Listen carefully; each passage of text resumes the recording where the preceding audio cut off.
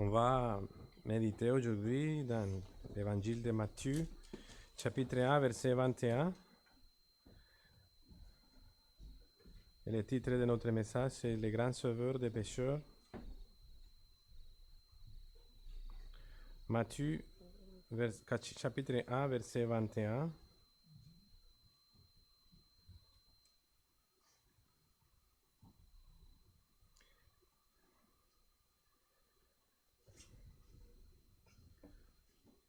Nous lisons comme ça, comme ceci. Elle enfantera un fils, et tu lui donneras le nom de Jésus. C'est lui qui sauvera son peuple de ses péchés. Seigneur, nous te rendons grâce pour toutes tes bontés, Seigneur, envers nous. Quel privilège, Seigneur, de pouvoir être ici pour t'adorer, Seigneur, te louer, pour écouter ta parole, Seigneur, réfléchir à ce que tu nous as parlé à travers ta parole, Seigneur. Nous te demandons, Seigneur, de nous aider et que ton nom soit glorifié, Seigneur, à travers chacun de nous. Moi, en tant que prédicateur, Seigneur, et mes frères et sœurs en tant que exécuteurs. Que nous, Seigneur, te glorifions à travers, Seigneur, de recevoir ta parole avec foi et avec, Seigneur, toute reconnaissance. Parce que c'est tu qui as fait toute l'œuvre du salut pour nous, pour notre bien-être. C'est pour ça, Seigneur, que nous te glorifions en Christ. Amen. Nous nous souvenons que ces paroles, elle enfantera un fils, et tu lui donneras le nom de Jésus, avait été dites à Joseph alors qu'il envisageait de quitter Marie, car elle avait conçu un enfant sans lui. Versets 18 et 19. Voici de quelle manière arriva la naissance de Jésus-Christ. Marie, sa mère, ayant été fiancée à Joseph, se trouva enceinte par la vertu du Saint-Esprit avant qu'ils eussent habité ensemble. Joseph, son époux, qui était un homme de bien et qui ne voulait pas la diffamer, se proposa de rompre secrètement avec elle. Donc c'est dans ce contexte. Et Dieu lui dit en rêve que le bébé engendré en Marie avait été conçu par le Saint-Esprit, verset 20. Comme il y pensait, voici un ange du Seigneur lui apparut en songe et dit: Joseph, fils de David, ne crains pas de prendre avec toi Marie, ta femme, car l'enfant qu'elle a conçu vient du Saint-Esprit. Et puis qu'il était la révélation qui est donnée à Joseph, lui dit qu'il était le Christ, verset 21, il enfantera un fils et tu lui donneras le nom de Jésus. C'est lui qui sauvera son peuple de ses péchés. Et l'explication est donnée dans les versets 22 et 23. Tout cela, nous dit Matthieu, tout cela arriva afin que s'accomplisse tout ce que le Seigneur avait annoncé par les prophètes. Voici, la Vierge sera enceinte, elle enfantera un fils, et on lui donnera le nom d'Emmanuel. Et ce serait notre premier point, les promesses concernant le Christ. Les promesses concernant le Christ. Il faut savoir qu'il y avait tellement de prophéties à propos de Christ depuis l'Éden, immédiatement après la chute de l'homme. Dieu dit au serpent que de la postérité de la femme viendrait un grand descendant qui écraserait la tête du serpent, qui est Satan, le diable, qui avait provoqué la chute de l'homme. Ce fut la première d'une série de promesses et de prophéties de Dieu qui se poursuivirent tout au long de l'Ancien Testament. Et plusieurs fois, ces promesses ont été réaffirmées par Dieu au moment du déclin spirituel du peuple d'Israël, lorsque tout semblait perdu et que la promesse de Dieu ne semblait pas avoir son accomplissement. Cette promesse de salut et de libération fut répétée par Dieu tout au long de l'Ancien Testament. Il était clair que ces grands descendants seraient dus à incarner. Dieu le Fils entrerait dans le monde.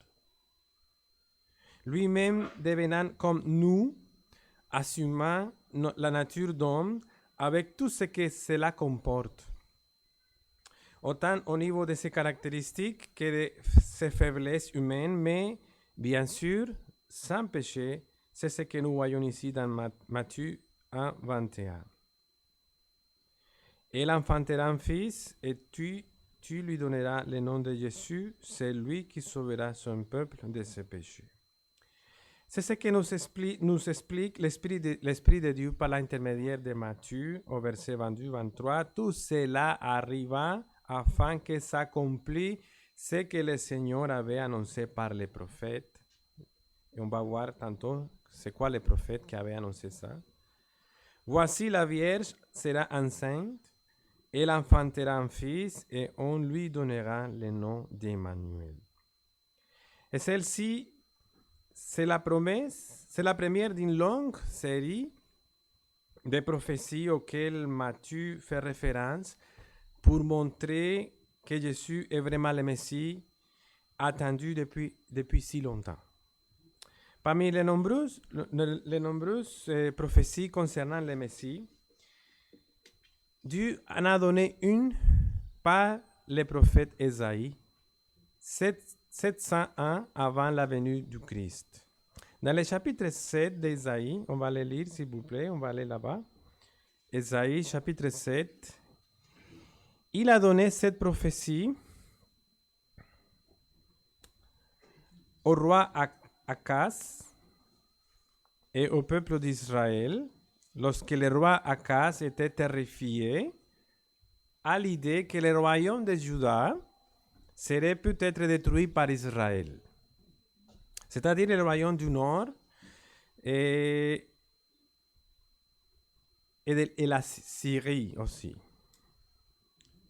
Akaz était terrifié à l'idée que le royaume de Juda serait peut-être détruit par Israël, le royaume du Nord et la Syrie. Akaz était très inquiet que l'on détruise le royaume de Juda et par conséquent que la lignée royale de Juda soit complètement effacée. Serait-il possible que la promesse divine d'un Messie en sauveur ne s'accomplisse jamais? Sans la lignée de Juda, comment le futur Rédempteur pourrait-il naître en tant que fils de David et son héritier légal? Chapitre 7, verset 1 jusqu'à la verset 3. Et s'il vous plaît, de m'aider à lire parce qu'il y a des noms très difficiles là.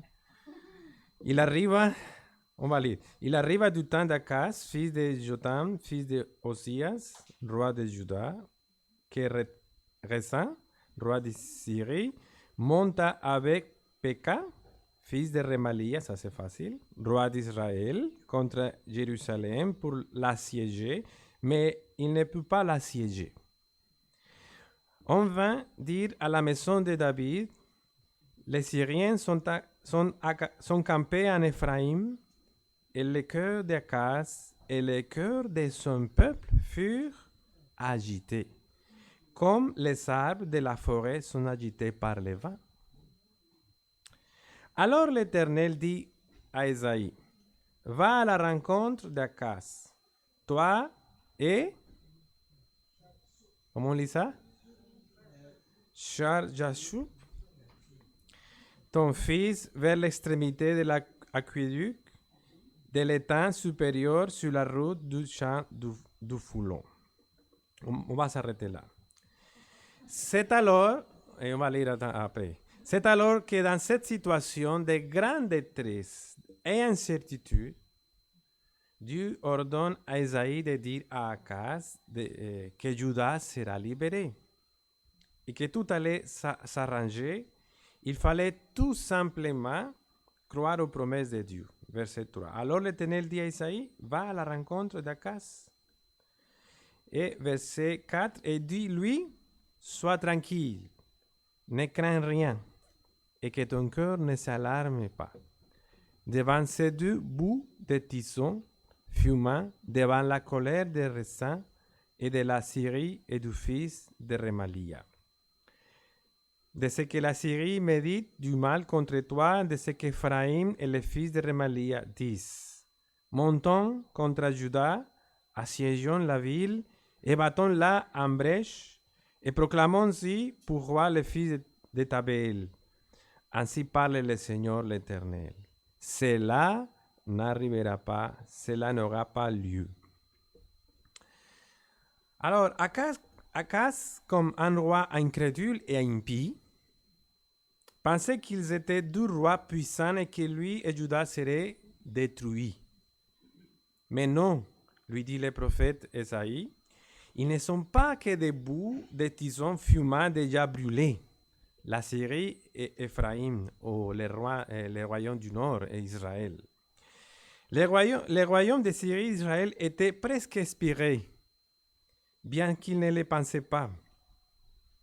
C'est ça que le Seigneur dit dans le verset 8. Car Damas est la tête de la Syrie et Rezin est la tête de Damas. Encore 65 ans, Ephraïm ne sera plus un peuple. Donc, dans cette situation critique, imaginez-vous, Esaïe est envoyé afin d'exhorter Akaz à mettre sa confiance à l'Éternel. Et Dieu dit à Akaz de demander un signe que la parole de l'Éternel, par l'intermédiaire du prophète était vraie. Versets 10 et 11, on va lire. L'Éternel parla de nouveau à Akaz et lui dit, demande en ta faveur un signe à l'Éternel ton Dieu. Demande-le soit dans les lieux bas, soit dans les lieux élevés. En d'autres termes, le Seigneur dit à travers le prophète à Akaz, je vois que vous ne croyez pas en la parole et le message de Dieu que je vous donne maintenant. Cependant, Dieu est si patient et miséricordieux avec toi, Akaz, qu'il te donne la liberté d'exiger un signe ou une œuvre miraculeuse par laquelle vous pouvez être sûr de la vérité et de la certitude de cette promesse. Et nous savons, mes frères et sœurs, que les signes fonctionnaient dans l'ancien âge, quand la parole du Seigneur était encore en révélation, mais pas maintenant. Mais Akaz refuse de demander les signes que le Seigneur l'invite à lui demander. Verset 12. Akaz répondit, je ne demanderai rien, je ne tenterai pas l'Éternel. Et mes frères et sœurs, quand on lit ça, on pense qu'Akaz est très pieux. Mais les meilleurs commentateurs anciens sont d'accord que ce refus d'Akaz provenait non de la force de sa foi, mais de son mépris de Dieu.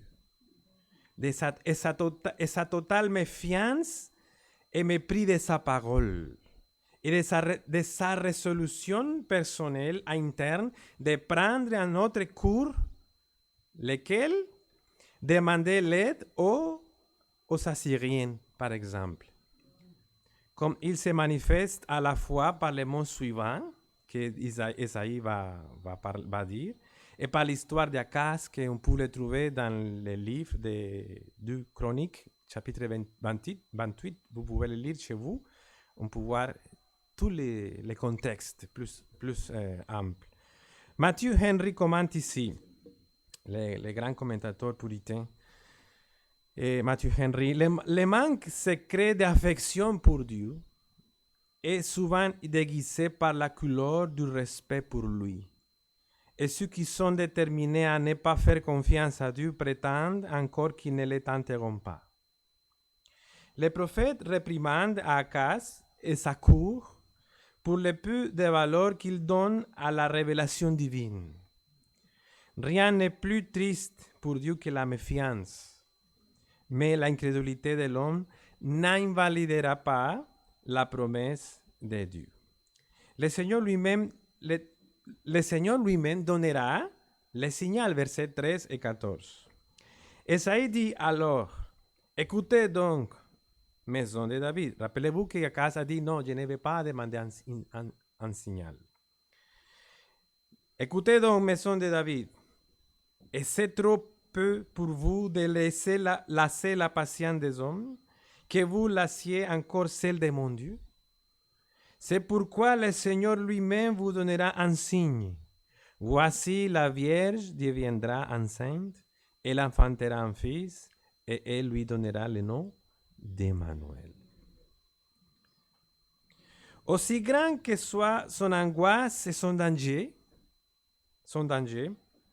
de toi naîtra le Messie. Et vous ne pouvez pas être détruits tant que ma promesse sera avec vous. C'est ça que dit le Seigneur. Frères et amis, on peut voir ici une application. Les consolations les plus fortes en temps de problème dérivent toujours du Christ, de notre relation avec lui, de notre intérêt pour lui, de nos attentes envers lui et de lui. Akaz et le peuple de Juda a reçu cette promesse qui était un signe divin de la fidélité des promesses rédemptrices de Dieu malgré les péchés et la rébellion de l'homme. Le temps viendra où le Seigneur donnera les rédempteurs. Verset 14. C'est pourquoi le Seigneur lui-même vous donnera un signe. Voici, la Vierge deviendra enceinte. Elle enfantera un fils et elle lui donnera le nom d'Emmanuel. J'aimerais juste vous dire une chose ici. Il y a certaines versions qui traduisent la jeune fille. Ça, c'est pas correct. Et je n'ai pas le temps de vous démontrer tout ça, mais c'est pas la bonne traduction. La traduction correcte, c'est la Vierge. La Vierge deviendra enceinte. C'est l'influence libérale de certains traducteurs qui ont traduit de cette manière pour, à la fin, mettre en doute la naissance du Seigneur d'une manière miraculeuse. Étant donné qu'Akaz a rejeté incrédulement et impitoyablement les signes que Dieu a offerts à lui et au peuple de Juda pour le présent, Dieu donnerait un signal en public beaucoup plus grand pour confirmer la vérité de tout ce qu'il avait dit. Donc, c'est comme si Dieu disait, laissez-moi te faire une promesse, Akaz. Rien n'arrivera à la ligne royale. Personne ne pourra la supprimer. Voici le signe. Une vierge deviendra enceinte et donnera naissance à un fils, et ce fils sera Emmanuel, Dieu avec nous. C'est comme si Dieu lui disait, tu peux regarder devant toi et tu verras que dans les couloirs de l'histoire, il y aura un enfant qui va naître d'une vierge. Il est la garantie que la ligne de David se poursuivra et que la promesse de Dieu ne sera jamais brisée. Et Jésus, mes frères et sœurs, est venu dans le monde comme l'accomplissement de cette prophétie donnée par Esaïe à Akaz. Et aussi de toutes les autres prophéties qui font référence au Sauveur dans l'Ancien Testament. Il est venu pour montrer que Dieu tient sa promesse et que le trône de David restera pour toute l'éternité. Et lorsque Matthieu, on va retourner à Matthieu, et lorsque Matthieu a introduit la promesse, l'explication, verset 22, chapitre 1, Matthieu explique par l'inspiration du Saint-Esprit. Tout cela arriva, et pourquoi? Afin que s'accomplisse ce que le Seigneur avait annoncé par les prophètes. Voici, la Vierge sera enceinte, elle enfantera un fils, et on lui donnera le nom d'Emmanuel. Il est clair qu'il interprète les prophètes, Ésaïe. Matthieu l'interprète comme étant un auteur inspiré par le Saint-Esprit. Et voici ce qu'ils disent Ésaïe et Matthieu. Voici, Matthieu et Ésaïe disent, voici la Vierge sera enceinte et l'enfantera un fils. Le fait qu'une jeune femme célibataire tombe enceinte et donne naissance à un enfant est présenté ici dans Ésaïe 7 comme quelque chose de merveilleux. Et dans Matthieu aussi. Quelque chose qui ne s'est jamais vu auparavant. C'est un signe. Les lecteurs sont amenés à attendre quelque chose tout à fait hors du commun. La conclusion, mes frères et sœurs, inévitable est que cette jeune fille allait être une vierge qui tomberait enceinte de façon miraculeuse, c'est-à-dire que cela se ferait sans l'intervention d'un homme. Mais comme le dit Matthieu 1, 18 et 20, par l'intervention du Saint-Esprit. On l'a lu tantôt. Et son nom serait quoi? Emmanuel. Ce qui signifie Dieu avec nous. Et mes frères et sœurs, si on pourrait penser à cette définition, Dieu habite parmi nous, dans notre nature humaine. On peut le lire dans notre premier verset. Vous l'avez? Notre premier verset. Et la parole a été faite chair. Et elle habitait parmi nous, plein de grâce et de vérité. Et nous avons contemplé sa gloire, une gloire comme la gloire du Fils.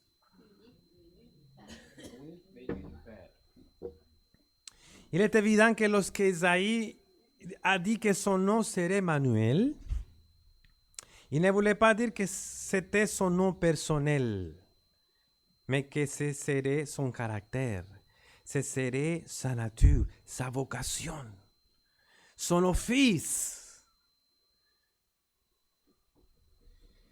Dieu avec nous. C'est-à-dire que Dieu est avec nous par son incarnation, car le Saint Créateur du monde a marché sur cette terre. C'est lui qui a créé 10 000 orbes, chacune d'entre elles plus puissante et plus vaste que cette terre, est devenu un habitant de cette petite planète. Imaginez-vous ça. C'est lui qui est pour toujours et à jamais est venu dans ce monde fini, Dieu avec nous. Et il n'a pas perdu ses noms. Jésus avait ses noms sur la terre et maintenant il a au ciel aussi. Il est maintenant Dieu avec nous. Croyant, il est Dieu avec vous pour vous protéger. Vous n'êtes pas seul car le Sauveur est avec vous. Où que vous soyez et quelle que soit votre situation, nous pouvons toujours dire Dieu avec nous. Dans la maladie, comme dans la santé, dans les bénédictions, comme dans les épreuves, et même, mes frères et sœurs, à l'heure de la mort, nous pouvons toujours dire Dieu est avec nous. Mais nous ne pouvons comprendre et connaître ces doux noms, parce que c'est un doux nom. Ces doux noms, que par l'enseignement du Saint-Esprit dans nos cœurs. Nous ne pouvons comprendre et connaître ces doux noms que par l'enseignement du Saint-Esprit dans nos cœurs. Dieu a-t-il été avec nous aujourd'hui? À quoi bon venir à l'église si Dieu n'est pas là? Ou s'il n'est pas avec nous? Et nous devons penser, frères et sœurs et amis, si Dieu n'est pas avec nous, alors Dieu est un feu dévorant. Demandez-vous, savez-vous ce que signifie Dieu avec nous? Et ami, celui qui ne le sait pas est vraiment ignorant. Si ignora que son ignorance n'est pas une bénédiction, mais sera sa condamnation. Oh, que Dieu lui apprenne la signification de ce nom d'Emmanuel, Dieu avec nous. Et tu devrais savoir qu'il est venu avec un objectif. Nous, non pour recevoir, mais plutôt pour donner. Donner sa vie en rançon pour beaucoup. Vous pouvez le lire dans le verset numéro 2. Pour rechercher sauver ce qui était perdu. Luc 19 dit, car le Fils de l'homme est venu chercher et sauver ce qui était perdu. Ceci, mes amis, est le vrai sens de Noël. Ça, c'est le vrai sens de Noël. Noël ne sont pas des cadeaux ou un bon dîner. Ils ne sont pas des sapins bien décorés et des lumières. Ce ne sont pas des centres d'achat joliment éclairés. Notre société en général, vous le savez, a décidé de mettre de côté la réalité spirituelle et la signification évangélique de Noël en la remplaçant par toutes sortes de choses séculaires et mondaines. Comme nous le dit Romains 1, ils ont changé la vérité de Dieu pour les mensonges.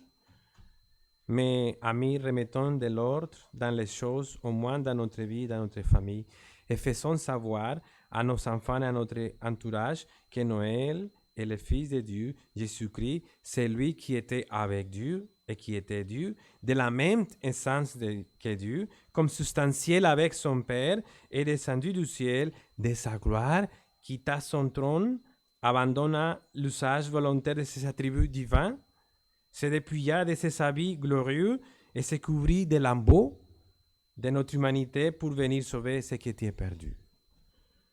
2 Corinthiens, le verset numéro 3, 2 Corinthiens, nous le dit ainsi, car vous connaissez la grâce de notre Seigneur Jésus-Christ, qui pour vous s'est fait pauvre, des riches qu'il était, afin que par sa pauvreté vous fussiez enrichis.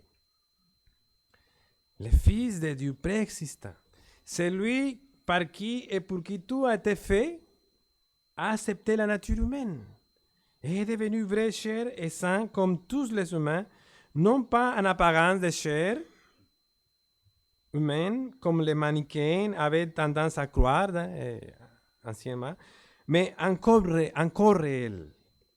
Il est né d'une femme, une femme qu'il avait lui-même créée. Un miracle qui dépasse notre compréhension. Comme il nous dit, Galates, chapitre 4, mais lorsque les temps ont été accomplis, Dieu a envoyé son Fils, né d'une femme, né sous la loi, afin qu'il rachètât ceux qui étaient sous la loi, afin que nous ressuscitions l'adoption. Afin de recevoir l'adoption, oui. C'est plus facile, non?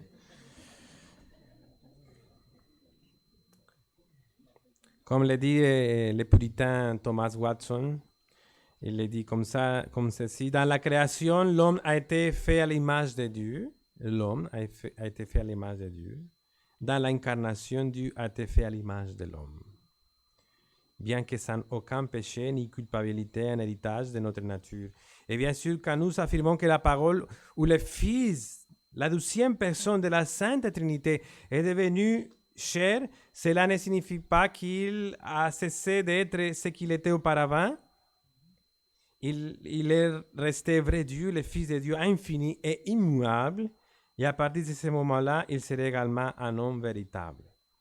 Voici ce qui est dit à Joseph et à nous par extension dans le verset 21. Et elle enfantera un fils, et tu lui donneras le nom de Jésus, celui qui sauvera son peuple de ses péchés. Et on nous dit que sa naissance était une œuvre céleste. Nous retrouvons cette idée du foi parce que c'est par la vertu du Saint-Esprit. Nous pouvons dire que celui-ci est notre 12e point, la nature du Christ. La nature du Christ. Le premier point, c'était les prophéties concernant le Christ. Et notre 12e point, la nature du Christ. Jésus, mes frères et sœurs, est la version grecque de l'hébreu Josué. C'est ce que cela signifie. Sauveur, libérateur, et c'est ce qu'il était. Bien sûr, Joseph n'était pas son père. Vous le savez, vous savez pourquoi Joseph ne pouvait pas être le père.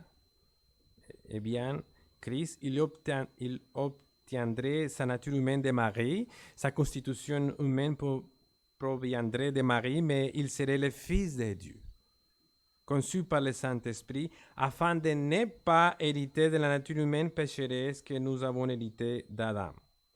Donc, il n'avait pas de père terrestre, il n'avait pas de péché héréditaire, il n'avait pas de nature pécheresse, il était vraiment Dieu, Dieu l'a conçu dans le ventre de Marie, il est donc un vrai homme, le fils de Marie, parce qu'un tel grand prêtre comme lui, nous dit Hébreux 7, 26, un grand prêtre comme lui, saint, innocent, sans tache, séparé des pécheurs, et plus élevé que les cieux, nous dit la lettre aux Hébreux, nous convenait.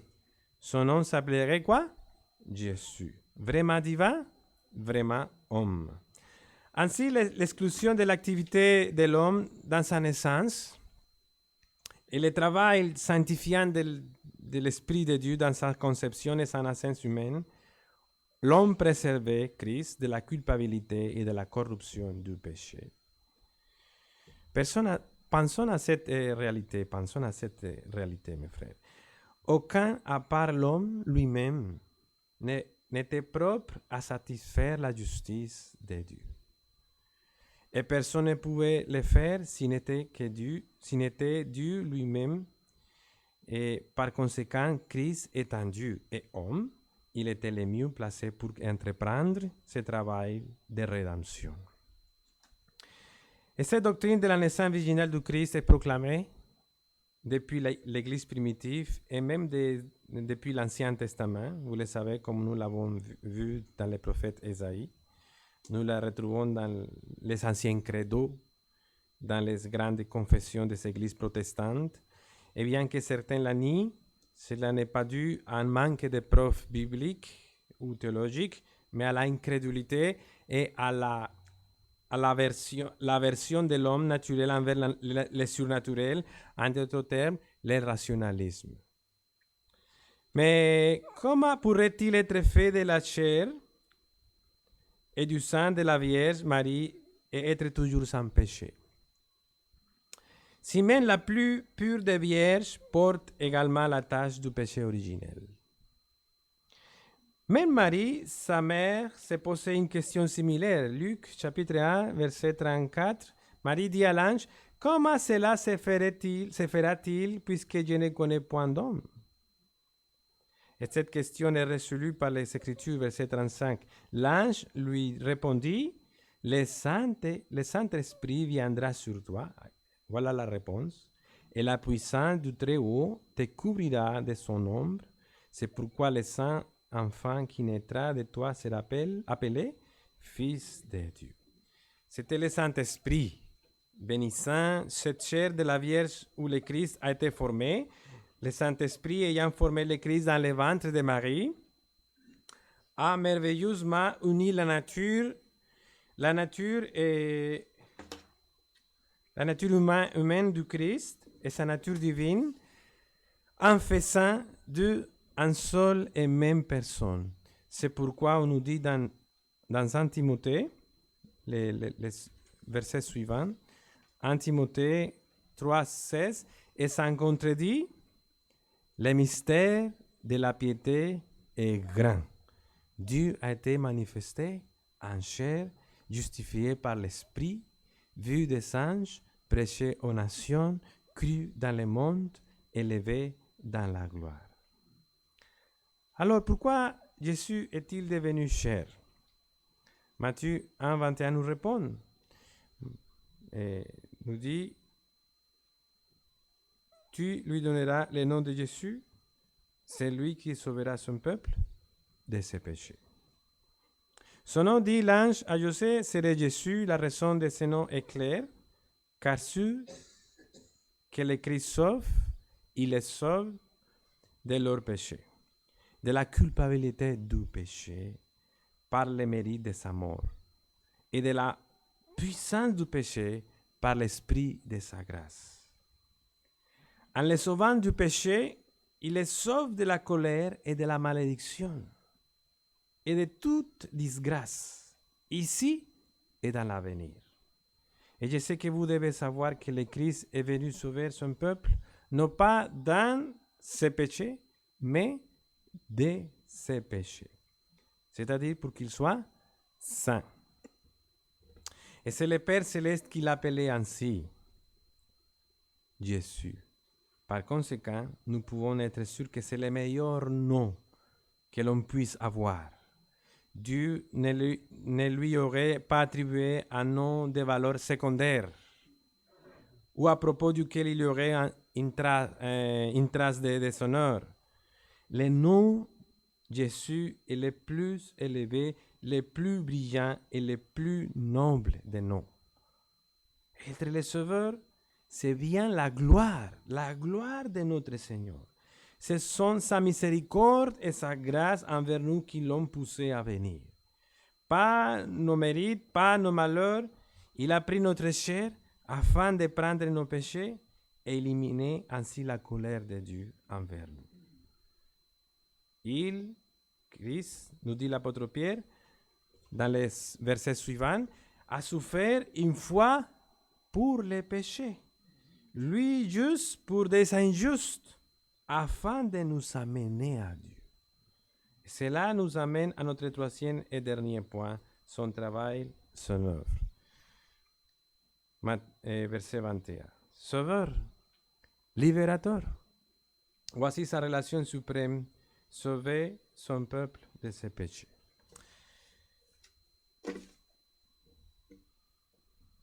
Mes amis, notre péché,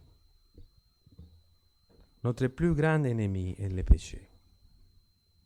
Pensez à ça. Notre plus grand ennemi est le péché. Vous n'avez aucun ennemi qui soit plus grand que le péché. Cela s'appelle la tyrannie du péché. C'est comme ça que la Bible le décrit. Avant de venir à Christ, nous ne considérons pas du tout le péché. Nous pensons que nous sommes forts et capables. On croit pouvoir aller dans ce monde et faire tout ce qu'on veut. On veut garder notre liberté à tout prix. On se dit que l'on ne deviendra pas de religieux. Et on refuse catégoriquement de se prosterner devant Dieu. Le péché, comme l'appelle la psychologie le péché. Ce n'est pas le péché. La colère, les mensonges, ce ne sont pas des péchés.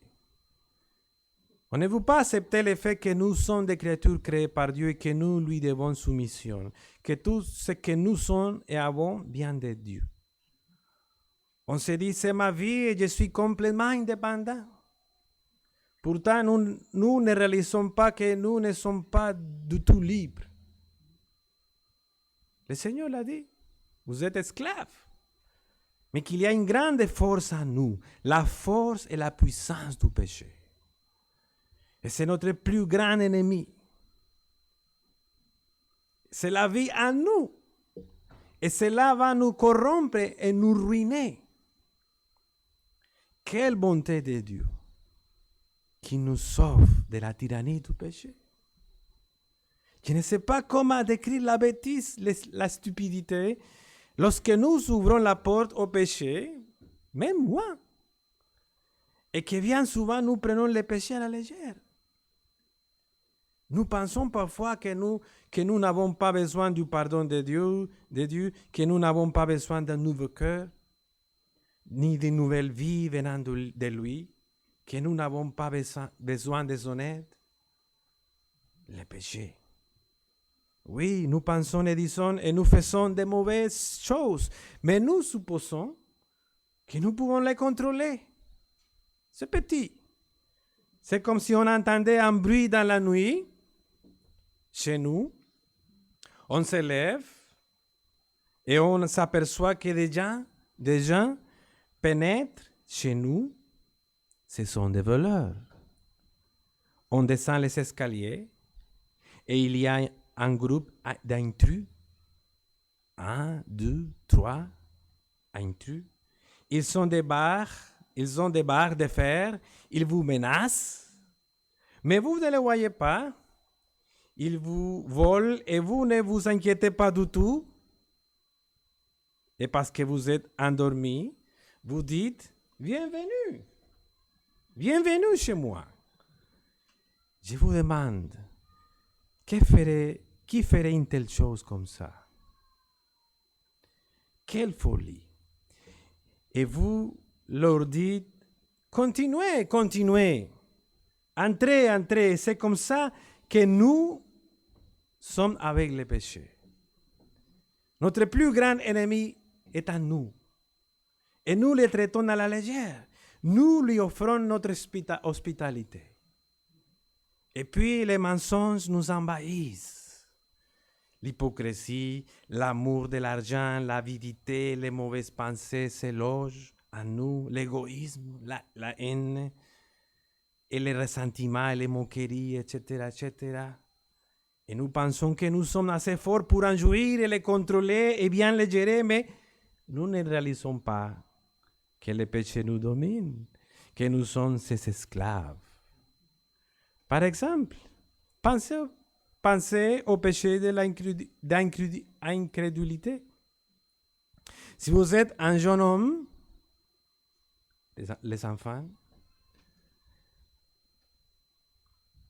ou une jeune femme incrédule, vous ne réalisez pas que cette incrédulité vous saisira comme un poulpe avec ses tentacules et que plus le temps avancera, vous mépriserez Dieu de plus en plus.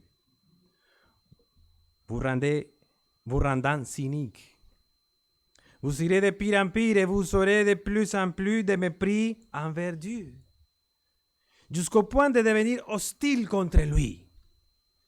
Vous entendrez des voix autour de vous des gens qui détestent Dieu et vous les rejoindrez dans leurs spéculations et leurs bêtises.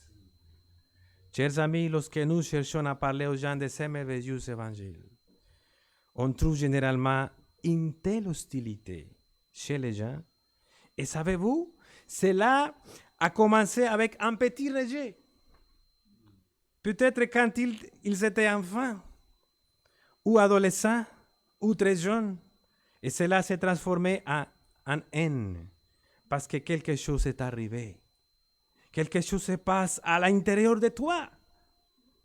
Ce péché est plus grand que toute ta force et ton pouvoir. Et les chaînes du péché t'ont piégé et t'ont injecté du poison de la malice et de la méfiance à l'égard de Dieu et de sa parole. Chers amis, et que dit de celui que nous faisons notre idole? C'est-à-dire nous-mêmes. C'est Dieu du soi. Eh bien, j'espère que vous n'êtes pas en train de vous dire que vous voulez entendre un sermon du Noël. Je ne sais pas. Et voilà qu'on nous parle du péché. Mais mes frères et amis, c'est justement ça le message de la Bible.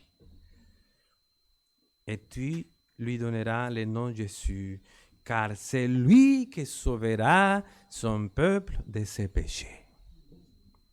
Par conséquent, c'est l'acte le plus aimable que nous pouvons faire pour vous et pour nos âmes. Alors réfléchissez, qu'en est-il du Dieu de soi? De quoi s'agit-il? Les moi. Je suis celui qui compte plus que quiconque. Oui, mais avec les années, la situation risque de s'aggraver devant tant d'égoïsme. Et il se peut que plus personne ne puisse te supporter. Et peut-être que ta famille sera brisée, ton mariage sera un échec. Peut-être que dans cette recherche égoïste, tu vas être infidèle et que tu feras des choses terribles parce que cet Dieu du soi te domine de plus en plus. Et tu dis non, je ne veux pas du Christ. Je ne veux pas de Dieu. Je veux la liberté, profiter de ma vie comme je l'entends, continuer à pécher. Cela va prendre le contrôle sur toi, te dominer, la situation va s'aggraver. Petit à petit, cela te cela détruira ton caractère et te ruinera de plus en plus. Et il détruira ton intégrité et te fera devenir un plus grand menteur. Cela te rendra plus égoïste et te éloignera encore plus de ton Créateur. C'est pour ça que ça s'appelle la tyrannie du péché. Le péché est tellement trompeur que même les religieux, peuvent se tromper. Rappelez-vous les pharisiens et les scribes au temps de Christ. Ils étaient les plus religieux. Mais le Seigneur a dit d'eux, hypocrites, le verset 9. Esaïe a bien prophétisé sur vous, ainsi qu'il est écrit, ce peuple m'honore des lèvres, mais son cœur est éloigné de moi. Et puis il ajoute dans Marc 7, malheur à vous, scribes, Matthieu 23, malheur à vous, scribes et pharisiens hypocrites, parce que vous nettoyez les dehors de la coupe et du plat, et qu'au-dedans, ils sont pleins de rapines et d'intempérance. Amis, n'oublions pas que le péché comprend 12 aspects. Les actes ou événements extérieurs et l'état interne de la personne. Je dis des mensonges extérieurs, je suis un menteur. Je fais des choses remplies d'orgueil, je suis orgueilleux. Les actes sont en dehors de nous, mais l'état, la condition est en nous, dans notre intérieur. Oh, quelle grâce et miséricorde du Seigneur, quelle compassion de Dieu envers nous que nous puissions avoir un libérateur. Quel verset extraordinaire! C'est lui qui sauvera son peuple de ses péchés. Jésus, et il devait souffrir et mourir en prenant les châtiments que nous méritons à cause de notre péché, de nos péchés, afin que nous puissions être pardonnés et aller au ciel, et que nous puissions marcher avec Dieu maintenant et vivre pour lui dans l'obéissance à sa parole. Mais aussi afin que nous ayons de l'aide dans toutes les difficultés de la vie, parce qu'il est à Dieu avec nous, et qu'il nous libérait également de la domination du péché, de sorte que le péché ne puisse plus nous contrôler, nous détruire, nous ruiner, nous rendre pires. Et même si nous demeurons toujours pécheurs, bien sûr, jusqu'à ce que nous quittons ce monde, le péché n'aura plus le contrôle inévitable sur nous et il n'y aura plus un contrôle plus profond à chaque fois dans nos vies. Il ne pourra plus s'étendre dans notre vie, il ne pourra plus nous envahir et nous ruiner. Quelle merveille! Chers amis, Christ, il est venu pour nous libérer du châtiment du péché, du pouvoir du péché, du châtiment, du pouvoir et de la culpabilité du péché, afin que le péché ne se répande plus dans notre vie. Et notre Seigneur, il a enduré les horreurs du calvaire afin que nous puissions avoir le pardon de nos péchés. La 12e personne de la divinité, le Seigneur Jésus-Christ, a pris notre punition. Le Père a détourné son visage de lui. Il a puni son Fils bien-aimé à notre place. Et il a pris la punition comprimée en 6 heures. Une punition si profonde, si terrible, payant la dette de nos péchés envers Dieu, que nous ne pouvons même pas les décrire correctement. Verset 21. Et il enfantera un fils, et tu lui donneras le nom de Jésus. C'est lui qui sauvera ton peuple, son peuple, de ses péchés. Sauvera, sauveur, libérateur, le sauveur parce qu'il sauvera son peuple, ceux qui dépendent de lui, ceux qui se répandent de leurs péchés, ceux qui ne croient qu'en Christ, il sauvera son peuple de leurs péchés. Pas tout le monde. Merveilleux, Noël, si c'est ce que Noël signifie pour toi en ce moment. Quel amour merveilleux amour infini de Dieu le Père. Lorsque nous avons été perdus à cause du péché, Dieu, dans la richesse de sa grâce, a envoyé son Fils, fait d'une femme, pour nous racheter, et contemplant l'amour infini du Christ. Il a bien voulu condescendre au point de prendre notre chair. Il n'a pas refusé de se revêtir d'un corps humain. Quel amour merveilleux du Christ. S'il n'était pas devenu chair, nous aurions été maudits pour toujours. S'il ne s'était pas incarné, nous aurions été emprisonnés à jamais, séparés de Dieu pour l'éternité. L'ange était le messager de cette bonne nouvelle de l'incarnation du Christ. Le verset 11, je vous annonce une bonne nouvelle. C'est ça l'évangile, non? Une bonne nouvelle. Mais une bonne nouvelle parce qu'il y a une mauvaise nouvelle avant. C'est qu'aujourd'hui, dans la ville de David, il vous est né un sauveur qui est le Christ, le Seigneur. Il venait du ciel. Il venait du ciel, de l'endroit le plus magnifique du ciel, du sein du Père. Et il s'adresse à l'homme pécheur, à l'homme qui avait défiguré son image et abusé de son amour, à l'homme qui s'était rebellé contre Dieu. Il n'a pas aidé les anges de Dieu, vous le savez, l'Écriture le dit. Il n'a pas sauvé les anges de Dieu, mais l'humanité de Dieu.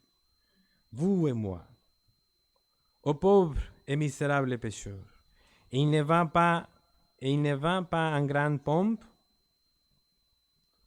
ni avec la majesté d'un roi, accompagné d'une grande cavalerie, mais humblement. Il est né non pas dans la ville royale de Jérusalem, mais à Bethléem, une ville humble et ignorée, un peu comme Acton Vale. Il est né dans une étable avec une crèche pour berceau. Ses parents étaient pauvres, non membres de la royauté, mais pauvres et inconnus. Les offrandes témoignent qu'ils étaient pauvres. Un père de tourterelles ou de jeunes pigeons, c'était l'offrande habituelle des sembles. Et quand il est mort, il n'a fait aucun testament. Il est venu dans le monde pauvre. Comme quelqu'un l'écrit, voyons les circonstances dans lesquelles le Fils de Dieu est entré dans ce monde inférieur jusqu'à ce que nous apprenions à mépriser, mes frères et sœurs, les bains honneurs de ce monde par rapport à la piété et à la sainteté. Et pourquoi l'a-t-il fait? Pour prendre notre chair et nous racheter, pour nous faire entrer dans son royaume. Il est devenu pauvre pour nous rendre riches. Mais comprenez bien, s'il vous plaît, pas riche dans les choses ben et futiles de ce monde, mais riche en esprit, comme il a été lui-même. C'est-à-dire qu'il est né d'une vierge pour que nous puissions être nés de Dieu. Il a pris notre chair pour que nous puissions recevoir son esprit. Il s'est reposé dans une mangeoire pour que nous puissions nous reposer au ciel. Quelle merveille! Merveilleux ça! Il est descendu du ciel pour nous amener là-haut. Et comment pourrions-nous appeler cela autrement que l'amour? Si nous n'avons pas un cœur de pierre, cet amour devrait nous émouvoir. Voilà un amour qui surpasse toute connaissance, nous dit la parole du Seigneur. Frères et amis, enfants, mes enfants, jeunes, puisque le Christ a pris notre chair et est né d'une vierge, efforçons-nous afin qu'il puisse naître spirituellement dans nos cœurs. À quoi aurait servi de faire naître le Christ dans le monde s'il ne naît pas en nous pour nous unir avec lui par la foi? Comme l'a dit l'apôtre, mes enfants, le dernier verset, mes enfants, l'apôtre Paul a dit par rapport aux Galates, mes enfants, pour qui j'éprouve de nouveau les douleurs de l'enfantement jusqu'à ce que Christ soit formé en vous. Examinez-vous afin de voir si le Christ est né en vous. Et peut-être que quelqu'un pourrait écouter ces sermons et se dire, mais comment savoir qu'il va me sauver de mon péché? Comment être certain qu'il va m'écouter? Alors que j'ai déjà entendu ce message de l'Évangile plusieurs fois et que j'ai même essayé de me repentir de mon péché, mais par la suite, j'ai tourné le dos au Seigneur et me suis éloigné de lui. Peut-il encore avoir compassion de moi? Comment savoir qu'il m'écoutera? Chers amis, la réponse est dans le texte, verset 21. C'est lui qui sauvera son peuple de ses péchés. Sauveur, libérateur, tel est son nom. Chers amis, son nom, sa nature, tout son être et son plus grand désir. Bien sûr, il vous sauvera. Bien sûr, il le fera si vous allez à lui sincèrement et si vous êtes sincère, si vous vous repentez vraiment et si vous lui faites confiance, il vous sauvera certainement puisque son nom est Jésus, Sauveur, Libérateur. Et combien nous avons tous besoin de lui.